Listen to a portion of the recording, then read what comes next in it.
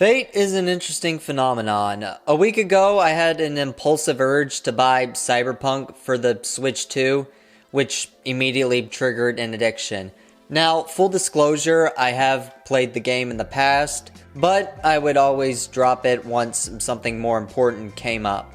But it seems like this time, Destiny has other plans for me because 3 days after I bought the game, out of nowhere, Netflix dropped a teaser for Season 2 of Cyberpunk Edgerunners. Now, if you're a fan of this franchise, then you'll know Cyberpunk Edgerunners was a damn near masterpiece. Probably one of the most faithful video game to series adaptations ever. It was clear some real passion was put into this. And after watching Edgerunners, I finally found motivation to pick up where I left off and kill Adam Smasher.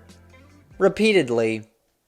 It had such a positive reception and satisfying conclusion that it was meant to be a standalone. A second season was never in the cards.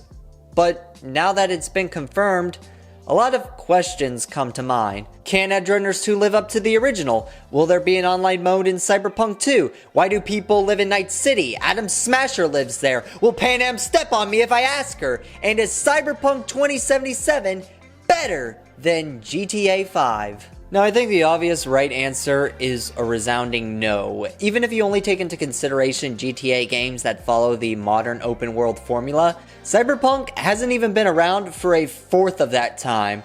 Obviously, Rockstar has put a lot of time and effort into their franchise, especially with GTA 5, and with GTA 6 being one of the most highly anticipated games to ever release, it's safe to say Cyberpunk still has a long ways to go. But both games do have their share of pros and cons, and in order to weigh the two, I'm going to analyze both games based on three core elements: their story, game design, and of course, community support. So the story in a game is determined by two factors: the actual narrative and how it's played. In short, both games have similar mechanics where players navigate a dangerous open world city through a variety of dialogue interactions and combat challenges. While one is very grounded to reality and the other is set in a sci-fi universe, at its core, they follow a similar formula where your moral choices determine the fate of the characters. However, in terms of the game's narrative structure, this is where the two start to diverge. GTA 5's narrative follows the story of three interconnected protagonists, Franklin, Michael, and Trevor, as they follow their exploits as they navigate the city of Los Santos through crime, betrayal, and government corruption. The story is driven by a series of heists which eventually gain the attention of the government and other criminal organizations. In Cyberpunk 2077, the narrative revolves solely around V and their fight against time as they desperately try to prevent themselves from going psycho after their mind gets taken over by Johnny Silverhand. The story is driven by V's decisions and deciding whether or not they'll stay true to themselves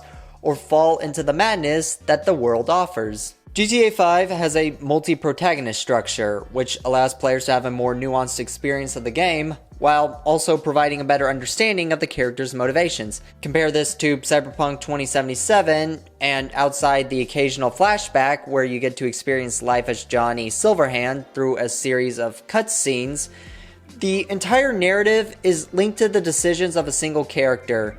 Outside gender choice impacting side quests and potential romantic interests, without an interaction from the protagonist, there's no way to really change the overall narrative in Cyberpunk 2077.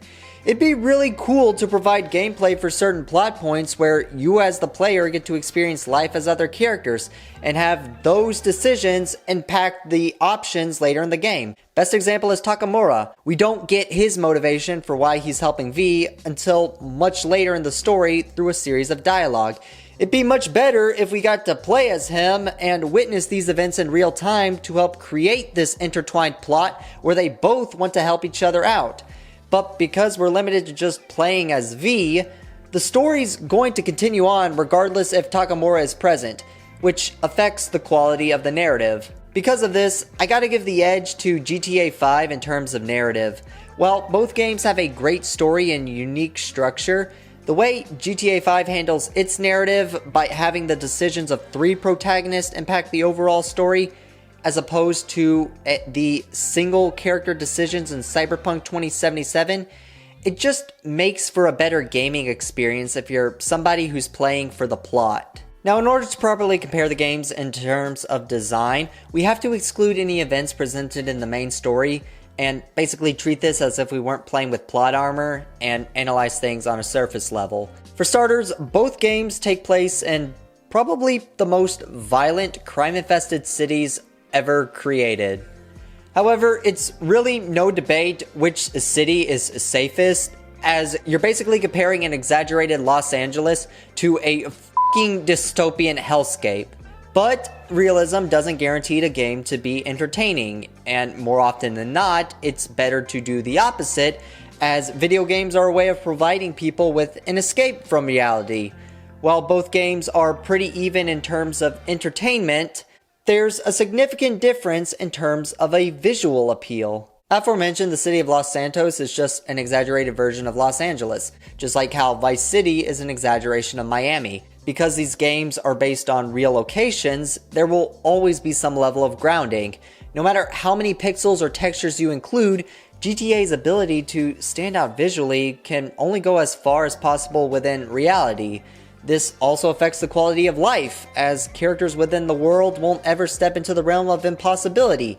Heists, gang wars, etc. These are all exaggerated in GTA, but they can happen in real life and potentially escalate to this level of absurdity. You know what's not within our realm of possibility?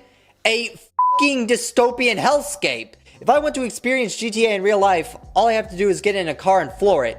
Meanwhile, if I don't play the game, then the most viable way for me to have a Cyberpunk experience is to just drive an hour to Atlanta. Because canonically, it happens to be one of the few cities that's still around after a nuclear fallout. Having Cyberpunk take place in a world where the timeline diverged from reality allows for a more creative nuance in terms of game design. Despite being set in a fictional city in California like GTA 5, the world design in Cyberpunk 2077 is uncanny.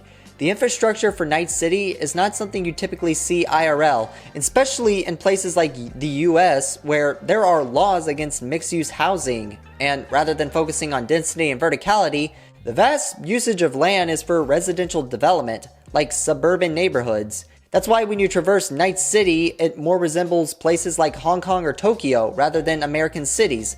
It's designed around pedestrians who live there, not the people who work there. Los Santos has that good old American infrastructure, and there's only so many graphic qualities you can include to make that stand out. This paired with a futurist vibe, some amazing graphic qualities, and the sheer improbability of ever experiencing something like this in real life gives Cyberpunk 2077 the edge in terms of game design. Sure, you can make the argument that it was an unfair comparison because one game is designed to be grounded to reality and the other is set in a sci-fi universe, but that's exactly the point.